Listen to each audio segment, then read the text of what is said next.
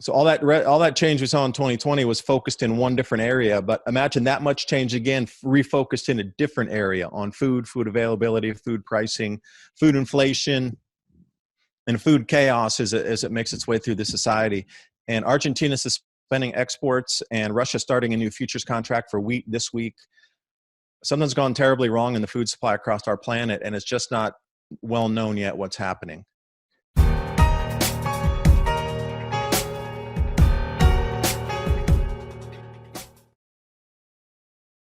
The last time we had a Democrat-led Congress and president was during the first years of the Obama administration. Janet Yellen was the Fed chair then, and now soon to be the new Treasury Secretary under Biden. Obamacare was passed. President Obama and Congress sent billions to banks and Wall Street. That was the perfect recipe, and gold soared more than 200% from 2008 to 2011. Patriot Gold Group has the no-fee-for-life IRA, where your IRA or 401k can be in physical gold and silver, and you may be eligible for the no-fee-for-life IRA. So go ahead and give the folks at Patriot Gold Group a call to discuss physical gold and silver. And the knowledge that Patriot Gold Group is Consumer Affairs' top-rated gold IRA dealer 5 years in a row from 2016 until present. Click the link in the description box below for more information. And now on with the video. You know, we have an opportunity to use our minds in 2021 at a greater capacity because of the resonance field of the sun's changing, and a lot of things electromagnetically are changing across our solar system right here on Earth. And I think that our minds and manifestation capabilities are increasing at the same time. That's why, we need to be kept apart. But at the same time, the media can drag you in and horse tie you and pull you behind and just drag you over the rocks and get you to think a certain way, and use that to their advantage for the creation of what we see. Because I really believe that at this point in time, right now, from now to 2024, is what more of the ancient cultures talked about, these massive transitions of us creating our own reality on this planet. And when I say that, I'm not even kidding at all. Manifesting a new reality by bending matter in the unified field, I think at a greater capacity with these resonance changes in the sun electromagnetically. We have that secondary magnetic field forming out with the four gas giants now through 2024 intensifying. So we're going to have two massive, electromagnetic fields in our solar system when we normally only have one. And this lineup's going to be the most intense since 79 AD. And we know that 2,000-year transition, there's been a lot of great changes on these multi-millennial, wheels in the cog of time. So I think we're at it again. There's just so many overlaying chapters of history playing out. And I think we're being played right now, too. So using the mind this year, I think it could be a great year for all of us. The transition into this new age, the age of Aquarius, not only astrotheologically speaking, but what is it going to do to the economy? How is it going to affect civilizations abroad? How is it going to affect you? How is it going to affect me, our families, etc.? And what is associated with the air element? So I've studied hermetics and magic and mysticism now for, off and on for about 15 years. And the air element is extremely fast. It's essential. It's also invisible. And a lot of what we're seeing now is connected to this air element, I feel. And I wanted you to go deep into that because I think you're doing a wonderful job. Well, yeah, you understand it. And anybody out there who understands just energy vibration, when you walk into a room after somebody's been fighting, you can feel it. If a team wins a sports championship, when you're in that arena, you can feel it, like the energy's in there. It's not touching you. It's pervasive. You can feel it actually in the air. And what that energy field is what is expanding right now, what more people are tapping into, what's enlarging itself. And the way you do something at a smaller magnitude now will have a greater outcome.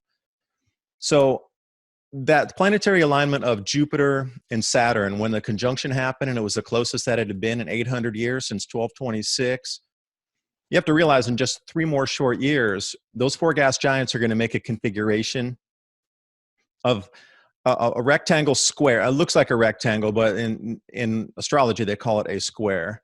So this has not been seen since 79 AD. And electromagnetically, Jupiter's out there, which is a failed star. Very much like our sun, if it had more electrical input to it, Jupiter would be a firing plasma sphere out there. But imagine the gravity waves, the density of Jupiter. And then Saturn, that's no, little tiny snowball out there either. That is a giant magnetic field. Now they're going to start connecting with each other. And the energetic effects on that new Taurus magnetic field wave forming in the outer solar system. And you got to go back to the Anunnaki and the way the Sumerians counted our planets coming in from Pluto, Neptune, Uranus. Go that way. So if you take these 4 gas giants, and then if you're talking about Saturn, Jupiter, Saturn, Uranus, Neptune, think about Jupiter, and then how many planets are we from Jupiter? 2. So that resonant magnetic field out there is only 2 planets away from us. We being the second planet. You'd only have to go Mars and then Earth. But how far are we away from the sun? 3. We're the 3rd planet away. So this intertwining and interlooping of these torus fields, we're going to be smack dab in the middle of it. We're going to be an Earth sandwich overlapping in 2 magnetic torus wave fields. The one being generated from Jupiter, Saturn, Uranus, and Neptune out there is its own, and it's coming up in October of 2024. I encourage everybody out there to use JPL or Solar System Scope to see what I'm talking about, how the planets are going to line up in that square configuration and create their own magnetic field. Now, it's not going to be as tense as the sun, but it's going to be intense enough to, I would say, create what it would be an ellipsoid Earth, where our Earth is going to get pulled in 2 directions magnetically, and it's going to have crustal effects. You're starting to see the landslides manifest across the planet right now. Just had another one down in New Zealand today, the one up in Norway. These crazy earthquakes all across through Zagreb and areas in Croatia. We got the mud volcano starting in Taiwan. You're seeing it everywhere. There's a lot of strangeness going on with earth effects. This is just to be expected to amplify as well. But as we move in, this is a change of an age. This has been marked in time by ancient societies, ancient cultures. Those who studied history understand that astrology and astronomy were intertwined in the same science about 200, 250 years ago. They've only dissected and forked in the last 200 years. See, to understand the changes of the solar system and the energy changes in humanity as we transit through the galactic spiral of the arm of our galaxy and how our solar system transits through different areas of space, you got to understand the effects on humanity and how that was in turn driven by changes of frequency and electromagnetism coming into our sun and then here in our solar system. These things have been mapped out going back millions of years. We're at a very quick juncture here where things are going to speed up. So when you talked about moving from earth into air, which is the shift of the elements in astrology, that's going to be fast. So think cryptocurrency. But then we're at the same days, which was so interesting, is that movement from earth into air, we shifted signs in a 2,140-year cycle in a precession of the equinoxes. We exited Pisces into the very first day and the first second and the first minute of Aquarius.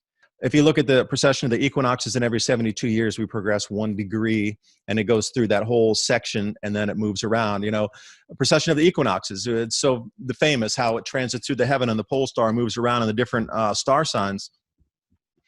So not only were the planets that close that they hadn't been that close since 1226 AD, the zodiacal sign changed in the precession of the equinox from Pisces to Aquarius. Now, this is incredible.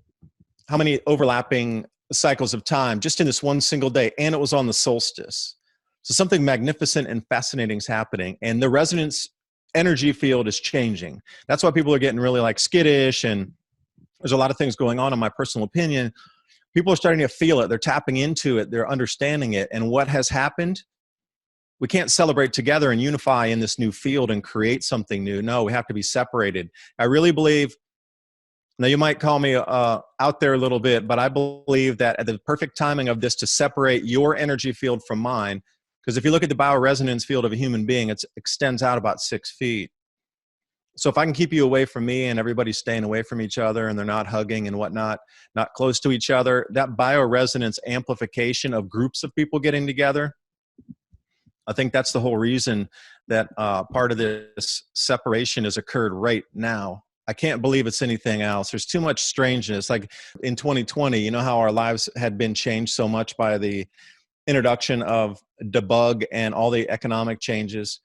We're going to see as much change in 2021, but it's going to be based on food this year.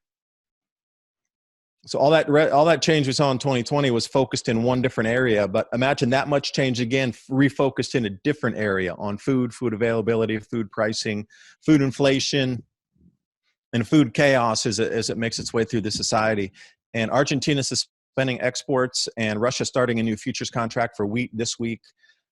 Something's gone terribly wrong in the food supply across our planet, and it's just not well known yet what's happening.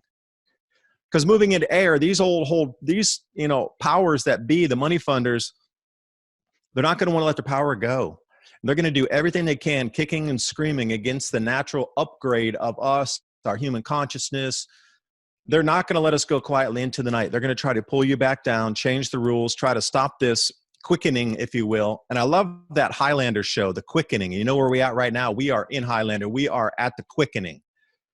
But the dark heaviness of energy that pervaded the last Kali Yuga era for the last, let's say, 2,500 to 3,000 years, they can't really exist in this frequency field anymore.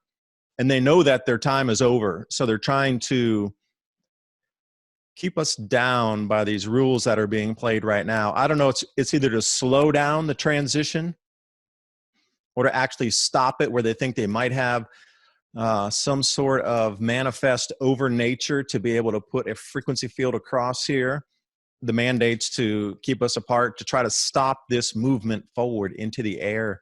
They'll allow some practicality to move, like cryptocurrency and cross-border digital payments. I'm wondering when electrogravitics and this type of Dr. Brown's work, going back to the Tesla devices where you could make something raise weightlessness by it's electromagnetism. It's not magic. But imagine if we had you were talking about transportation systems, if they were weightless or close to weightless, 18-wheeler truck fully laden going down the road that weighs 500 pounds, how much less fuel would we use? Or what if it was actually truly weightless, where it had no weight on it? And this is where the movement we're going to with the new tech you referenced there.